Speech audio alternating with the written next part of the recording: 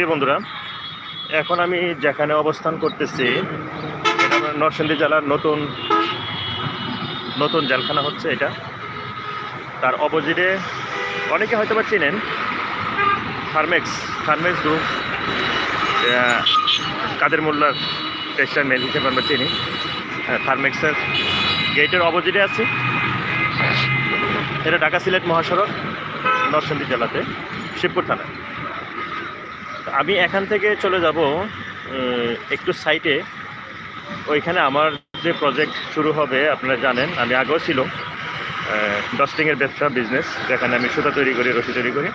তো ওইখানে একটা মেশিন আছে, মেশিনটা দেখার জন্য আমরা যাব। তো আশা করি ধাপে ধাপে সবাই এর আপডেট পাবেন। আর আমার ইউটিউব চ্যানেলের সাথে যারা জড়িত আছেন সবাই পাশে থাকবেন।